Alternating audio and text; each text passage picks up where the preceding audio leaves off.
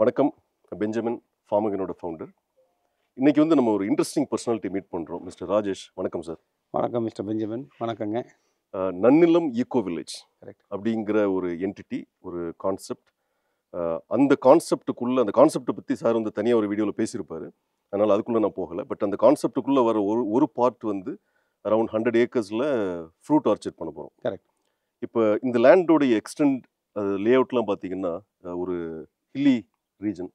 இந்த ஹில்லி ரீஜனில் 75 acres to 100 acres வந்து நம்ம கல்டிவேட் பண்ணுறோம். இன்னொரு விஷயம் என்னன்னா, பொதுவாக மலைப்பாங்கான இடங்களில் நிறைய தண்ணி இருக்கும் அப்படின்னு எல்லாருக்கும் ஒரு எண்ணம் உண்டு. ஆனால் அது வந்து ஹையர் எலிவேஷன்ஸில் பார்ஷியலி ட்ரூ.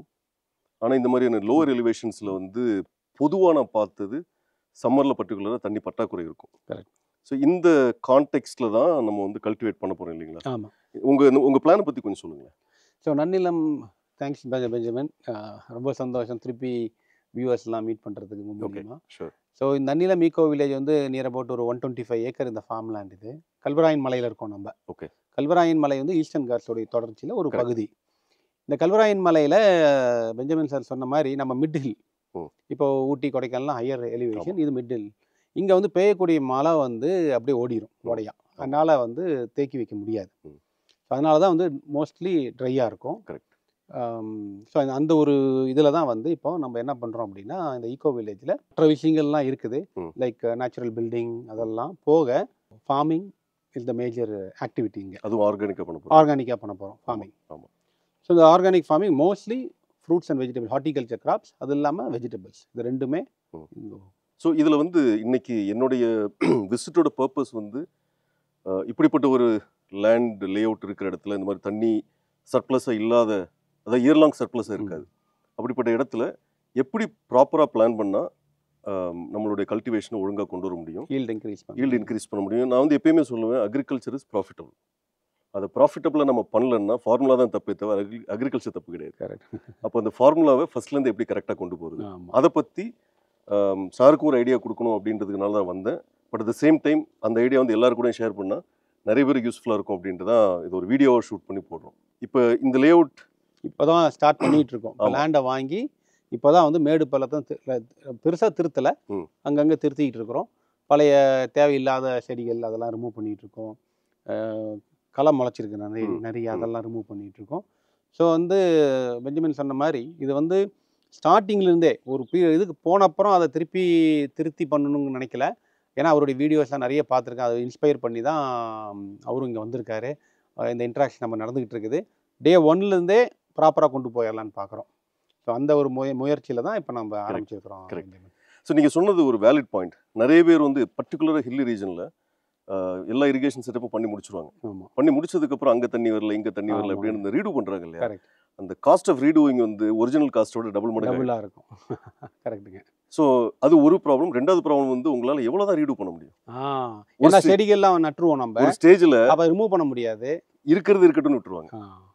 அப்படி போகும்போது தான் அக்ரிகல்ச்சர் வந்து loss making, not profitable, not proper ROI இப்படியெல்லாம் பேசுறது. கரெக்ட். இப்போ நம்ம வந்து ஒரு ப்ராப்பர் ROI வரணும், ப்ராஃபிட்டபுளாக வரணும் அப்படிங்கிறப்ப என்னெல்லாம் பண்ணணும்? ஃபஸ்ட்டு ஒரு பிளான்ட்டுக்கு இது எல்லாமே வந்து சயின்ஸை பேஸ் பண்ணி தான் நம்ம பண்ணுறோம். கரெக்ட். ஒரு பிளான்ட்டுக்கு தேவையானது நான் பல வீடியோஸில் நான் சொல்லியிருப்பேன். ரூட் ஜோன், அது புல்லாக இருந்தாலும் சரி, பெரிய ஆலமரமாக இருந்தாலும் சரி, அந்த ரூட் ஜோனில் ஏர் வாட்டர் பேலன்ஸ், அதாவது சரியான விகிதாசாரத்தில் தண்ணியும் அதில் காற்று போகிறதுக்கான அமைப்பும் அதில் கண்டிப்பாக இருக்கும். அப்படி இருந்தால் தான் அங்கே இருக்கக்கூடிய மைக்ரோபியல் லைஃப் நல்லா இருக்கும், நல்லா க்ரோ ஆகும். அப்போ அது நம்மளோட ஃபர்ஸ்ட் எய்மாக இருக்கணும்.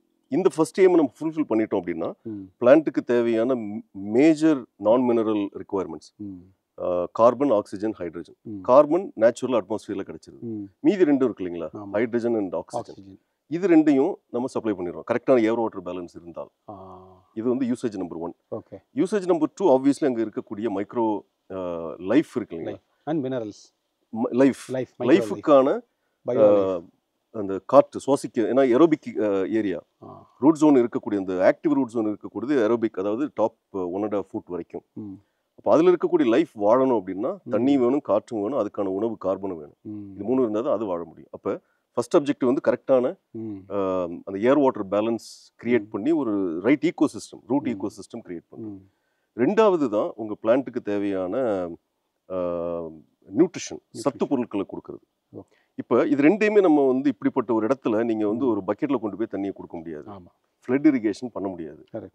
ஒரே ஆப்ஷன் ட்ரிப் இரிகேஷன், ஸ்ப்ரிங்க்லர் அந்த மாதிரியான மைக்ரோ இரிகேஷன் சிஸ்டம்ஸுக்கு தான் நம்ம போய் ஆகணும். ரைட். ஸோ இப்போ இப்படி ஒரு லேண்ட் நீங்கள் வந்து கரெக்ஷனும் பண்ணலை, இன்னும் லேண்ட் லெவலிங்லாம் பண்ணலை. ஸோ ஃபர்ஸ்ட் ஸ்டெப்பு இந்த மாதிரி ஒரு அண்டுலேட்டட் ஏரியாவில் நீங்கள் பண்ணும்போது எங்கெல்லாம் லேண்ட் லெவலிங் பண்ணணுமோ அதை பண்ணி முடிச்சுட்டு, ஏன்னா லேண்ட் லெவலிங் வந்து நீங்கள் எந்த கிராப் எங்கே வைக்கணுன்றது பேஸ் பண்ணி பண்ணுவீங்க.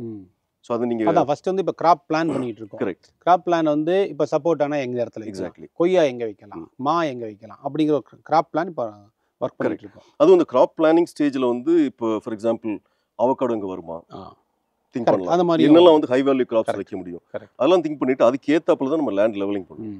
ஸோ இந்த லேண்ட் லெவலிங் பண்ணதுக்கு அப்புறமா ஒன்ஸ் லேண்ட் லெவலிங் பண்ணதுக்கு அப்புறம் பண்ண வேண்டிய முதல் ஸ்டெப் வந்து கான்டூர் மேப்பிங். நிறைய பேர் அதில் என்ன மிஸ்டேக் பண்ணுவாங்கன்னா, ஃபார்மை வாங்கினோன்னா கான்டூர் மேப்பிங் பண்ணி வச்சுருவாங்க. அதுக்கப்புறம் நம்ம லெவலிங் பண்ணுவோம். ஸோ ஆக்சுவல் லெவலுக்கும் கான்டூர் மேப்பிங்கும் சம்மந்தம் இல்லாமல் இருக்கும். அதனால நீங்கள் வந்து இந்த கிராப்புக்கு ஏற்றாப்புல லெவலிங் பண்ணி முடிச்சதுக்கு அப்புறமா ஒரு ப்ராப்பரான கான்டூர் மேப்பிங். கான்டூர் மேப்பிங் வந்து ஒரு காஸ்ட்லி அஃபேர் தான். எப்படியும் வந்து ஒரு ஏக்கருக்கு 6000 to 10,000 வரைக்கும் சார்ஜ் பண்ணுவாங்க. காஸ்ட்லி தான். ஆனால் அது இல்லாமல் உங்களால் கரெக்டாக பண்ண முடியும். ஏன்னா இது ஃபியூச்சரில் இரிகேஷனுக்கு இல்லை ரோட்ஸ் பண்ணுறதுக்கு பல இதுக்கு வந்து இந்த கான்டூர் மேப்பிங் யூஸ் ஆகுது. இப்போ இந்த கான்டூர் மேப்பிங் எடுத்ததுக்கு அப்புறமா நம்ம என்ன பண்ணுவோம்னா, உங்கள்கிட்ட வந்து நாங்கள் வந்து ஃபர்ஸ்ட் என்ன பண்ணுவோம், ஒரு ஆக்சுவல் ஃபிசிக்கல் சர்வே நம்மளால ஜிபிஎஸ் மூலமாக பண்ண முடிஞ்சா பண்ணுவோம். அதாவது சேட்டலைட் மூலமாக பண்ண முடிஞ்சதுன்னா பண்ணிடலாம். இல்லைன்னா ஃபிசிக்கலாக ஜிபிஎஸ் மிஷினை கையில் வச்சுக்கிட்டு லேண்டை ஃபுல்லும் சுற்றி நடந்து நீங்கள் எங்கெல்லாம் எந்த கிராப் வைக்கிறீங்கன்ற இடத்த நாங்கள் வந்து மார்க் பண்ணுவோம். மார்க் பண்ணிக்கலாம் அந்த இந்த குழி இந்த இடத்துல மானா இந்த இடத்துல வைக்க போகிறவங்க பின் பாயிண்ட்டாக நம்ம அந்த இல்லை அப்படி இல்லை, எந்த ஏரியாவில் மா வருது அந்த பவுண்டரி. பட் அந்த பின் பாயிண்டா எந்த அந்த ஃபியூ மீட்டர்ஸ் டிஸ்டன்ஸ்லயே கூட மார்க் பண்றாங்க. அது தேவையில்லை. ஸோ நாங்கள் என்ன பண்றோம்னா, இந்த ஏரியா ஒரு ஜோன் பண்ணிடுறோம். பண்ணிட்டு இந்த விஷயத்தை எங்கிட்ட வந்து ஹைட்ராலிக் டிசைன் சாஃப்ட்வேர் எங்கிட்ட இருக்குது. ஹைட்ராலிக் டிசைன் இன்ஜினியர்ஸ் கான்டூர் வச்சு அது போடும்போது அதுக்கு ப்ரெஷர் எவ்வளோ, இந்த கான்டூர் மேப்பிங் வந்து அதுக்குள்ள லோட் பண்ணிடுவோம். லோட் பண்ண உடனே உங்க இந்த ஜோன்ல இந்த கிராப் நீங்க சொல்றீங்க இல்லையா, அதை மார்க் பண்ணிடுவோம். மார்க் பண்ணதுக்கு அப்புறம் அதுக்கு என்ன மைக்ரோ இரிகேஷன் கரெக்ட், ஸ்ப்ரிங்க்லரா, ட்ரிப்பா, இல்லை காம்பினேஷன் ஆஃப் த டூவா அப்படிங்கிறத நாங்கள் பிளான் பண்ணிட்டு அதை வச்சு டிசைன் பண்ணுவோம். டிசைன் பண்ணும்போது எங்கே தண்ணி போகும் எங்கே போகாதுன்ற சாஃப்ட்வேரே நமக்கு சொல்லும்.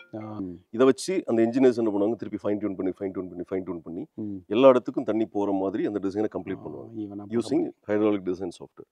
அதுக்கப்புறமா அந்த டிசைனை உங்களுக்கு நாங்கள் ஷேர் பண்ணுவோம்.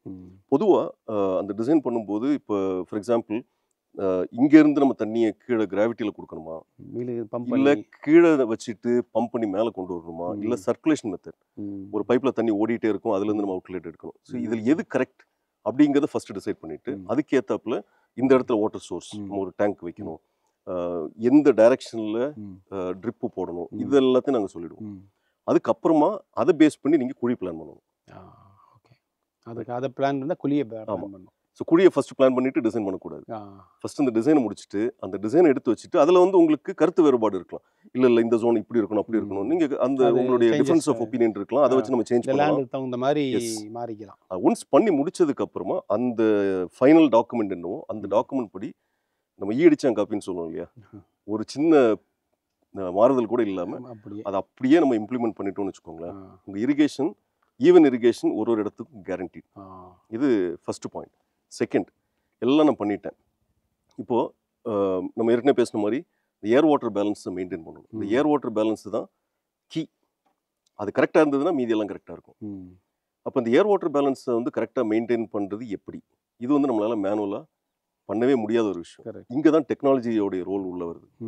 இப்போ குரோட்ரான் ஆஸ் அ டெக்னாலஜி அதோட வேலை வந்து சாயிலோட பேராமீட்டர்ஸ்லாம் கணிச்சு ரீட் பண்ணிகிட்டே இருக்கும் கண்டினியூஸாக. அப்புறம் கிளைமேட்டிக் டேட்டாவெல்லாம் எடுத்துட்டு இந்த ரூட் ஜோனுடைய மாய்ஸ்சரை ப்ராப்பராக மெயின்டைன் பண்ணுறதுக்கு எப்போ எவ்வளோ நேரம் இரிகேட் பண்ணணும் அப்படிங்கிறத செயற்கை நுண்ணறிவு மூலமாக அனலைஸ் பண்ணி அதை வந்து எங்களோட ஐஓடி டிவைசஸ் மூலமாக ஆட்டோமேட்டிக்காக டிஸ்பஸ் ஆகிடும். அந்த கிராப்பை டிபெண்ட் பண்ணி இருக்குது இல்லைங்களா? ஓகே, நல்ல கேள்வி. ஆக்சுவலாக அந்த ஏர் வாட்டர் பேலன்ஸுக்கும் கிராப்புக்கும் சம்மந்தம் இல்லை. எனி கிராப் வந்து அந்த ஏர் வாட்டர் பேலன்ஸுங்கிறது காமன் ஃபினாமினா. அதனால தான் ஆனால் நியூட்ரிஷன் தான் மாறும். அதனால தான் எங்களால் பேடியே ட்ரிப் இரிகேஷன் வச்சு ஏர் வாட்டர் பேலன்ஸோட பண்ண முடியுது. Very good. இது வந்து ஒரு புரிதல் தான் பிரச்சனையே தவிர ஆக்சுவலாக ஏர் வாட்டர் பேலன்ஸுக்கும் இந்த சயின்ஸை புரிஞ்சுக்கணும் நம்ம. ஆமாம்.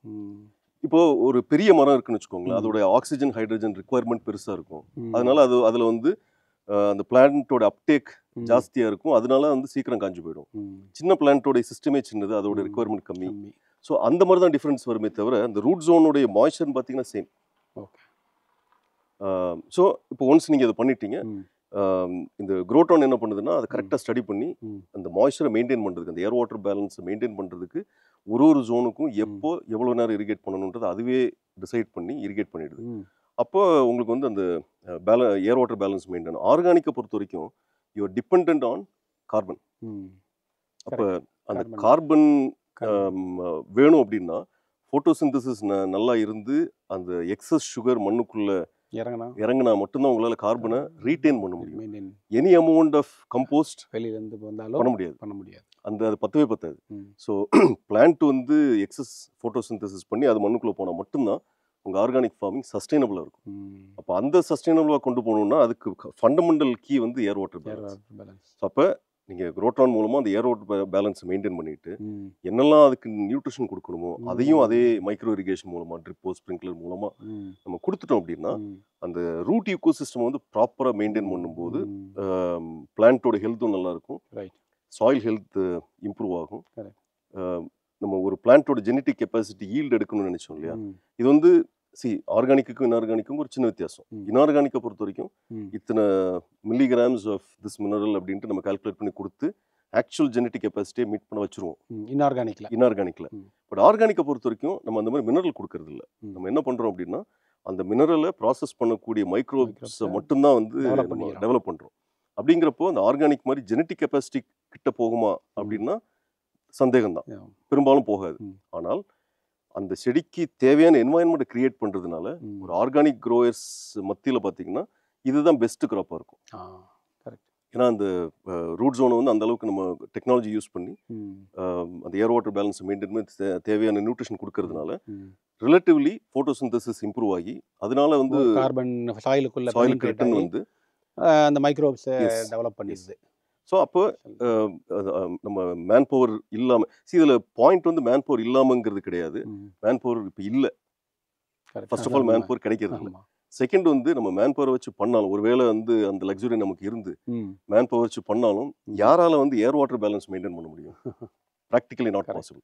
ஸோ இப்போ அந்த இடத்துல வந்து நம்ம டெக்னாலஜியை யூஸ் பண்ணும்போது அது ஏர் வாட்டர் பேலன்ஸை மெயின்டைன் பண்ணிக்கிறோம், சாயில் ஹெல்த் இம்ப்ரூவ் பண்ணுறோம், பிளான்ட்டோட நல்லா டெவலப் பண்ணிடுறோம், நம்ம பெஸ்ட் பாசிபிள் ஈல்டுக்கு கொண்டு வந்துடும். ஸோ இந்த ஆர்கானிக் ஃபார்மிங் சக்ஸஸ் ஆகணும்னாவே குரோட்டான் மாதிரியான டெக்னாலஜி வந்து கண்டிப்பாக அவசியம் வேணும். ஏன்னா அப்போ தான் வந்து அந்த ரூட் ஏரியாவை ஹெல்த்தியாக வச்சுருக்க முடியும். Perfect, excellent. பென்ஜமின், ரொம்ப அழகாக நீங்கள் எல்லாம் எக்ஸ்பிளைன் பண்ணீங்க. இது நிறைய புரிதல் வந்திருக்குது. ஏன்னா இப்போது நாங்கள் ஏற்கனவே சொன்ன மாதிரி ஜீரோலேருந்தே ஆரம்பிச்சிடலாம் அப்படின்ட்டு. அப்போ உங்களுடைய சாஃப்ட்வேர், உங்களுடைய ஐஓடி, உங்களுடைய ஏஐ எல்லாமே இதில் இரிகேஷன், நியூட்ரியன்ஸு எல்லாமே ஹெல்ப் பண்ண போகுதுங்கிறது நம்பிக்கை எனக்கு ரொம்ப அதிகமாகவே இப்போ இருக்குது. ஓகே. இப்போ நம்ம ஃபர்தராக நம்ம எடுத்துகிட்டு போகிறோம். எவ்ரி இயர் நம்ம இந்த ப்ரோக்ரஸை பார்த்துட்டு நம்ம இதை கவர் பண்ணுறோம். நம்ம கவர் பண்ணி என்ன ரீசன் அப்படின்னா எங்களுடைய டெவலப்மெண்ட்டுக்கு மட்டும் கிடையாது, இதை பல லட்சம் பேர் பார்க்க போகிறாங்க. ஸோ அவங்களும் இது பயனடையலாம் இதை பார்த்து அப்படிங்கிற ஒரு எண்ணத்தில் தான் நம்ம இதை கொண்டு போகிறோம். எக்ஸலண்ட். ஆக்சுவலாக வந்து இந்த ஃபார்மை சார் சொன்ன மாதிரி ஒரு வருஷமும் கிட்டத்தட்ட சேம் டைமில் வந்து ரீவிசிட் பண்ணுவோம். ஏன்னா இது வரைக்கும் வந்து இந்த மாதிரி ஒரு அன்டுலேட்டட் லேண்ட் வந்து டே ஒன்லேருந்து நாங்கள் ஃபோக்கஸ் பண்ணதில்லை. நிறைய பேரும் அதில் பெரிய சேலஞ்சஸ் ஃபேஸ் பண்ணிட்டு இருக்கிறாங்க. அதனால் நம்ம வந்து இந்த இயர் ஆன் ப்ராப்பராக டே ஒன்லேருந்தே ப்ராப்பராக பண்ணிவிட்டு எவ்ரி இயர் நம்ம அதை ரீவிசிட் பண்ணும்போது கரெக்டாக பண்ணால் அவுட்புட் கரெக்டாக இருக்கும், இன்புட் கரெக்டாக இருந்தால் அவுட்புட் கரெக்டாக இருக்கும் அப்படிங்கிறத மக்களுக்கு காட்டுறதுக்கு வேண்டி அப்படி ஒரு இனிஷியேட்டிவ் பண்ணலாம். ரெண்டாவது, உங்களுக்கு லேண்டு பார்த்தீங்கன்னா மெஜாரிட்டி லேண்ட் அன்டுலேட்டட் தான் இருக்கும். பிளெயின்ஸில் நீங்கள் இருந்தீங்கன்னா கூட பார்க்கறதுக்கு தூரத்துக்கு பார்க்கறதுக்கு லெவலாக இருக்கும். ஆனால் உங்களுக்கு தெரியும் கண்டிப்பாக 1 மீட்டர் 2 மீட்டர் வித்தியாசம் இருக்கும். அன்டுலேட்டடாக தான் லேண்ட் இருக்கும். அதுக்கு வந்து நான் என்ன ஃபீல் பண்ணுறேன்னா அந்த அளவுக்கு லெவல்லே பண்ண வேண்டியதில்லை, லேண்டை லெவல் பண்ணி பண்ணுவேன். இப்போ இந்த மாதிரி இரிகேஷன் சிஸ்டம்லாம் இருக்கிறனால லெவலிங் பண்ணி பண்ண வேண்டிய அவசியமே இல்லை. நீங்கள் சொன்ன அந்த சிஸ்டம் உள்ளே இம்ப்ளிமெண்ட் பண்ணிட்டோம்னா தண்ணி பள்ளத்தில் இருக்கக்கூடிய செடிக்கும் அதே தண்ணி தான் போக போகுது, மேட்டில் இருக்கிற செடிக்கும் ஒரே தண்ணி தான் போக போகுது. அப்போ வந்து லெவலிங் காஸ்ட்டும் தேவையில்லை, அது பண்ண வேண்டிய அவசியம் இல்லை. Minimal levelling. இப்போ ஒரு சில இடங்களில் பார்த்தீங்கன்னா அதில் எந்த செடியுமே வைக்க முடியாது, பட் ஒரு சின்ன வேலை பண்ணால் அதில் 10 செடி வைக்கலாம்னு இருக்கும். அந்த மாதிரியான பேசிக் லெவலிங் பண்ணால் ஒரு குழியாக இருக்கலாம். ஆமாம். ஸோ இதை வந்து எல்லாருக்குமே நான் சொல்கிற ஒரு ரெக்கமெண்டேஷன், டே ஒன்லேருந்தே நீங்கள் ப்ராஜெக்டில் கை வைக்கிறதுக்கு முன்னாடியிலேருந்து பிளான் பண்ணி பண்ணுங்கள். அப்படி பண்ணால் farming is successful. Happy plans, happy planet, happy farmer. So நன்னிலத்தை பொறுத்த வரைக்கும் healthy soil, healthy people. Thank you Benjamin. Thank you. See you then.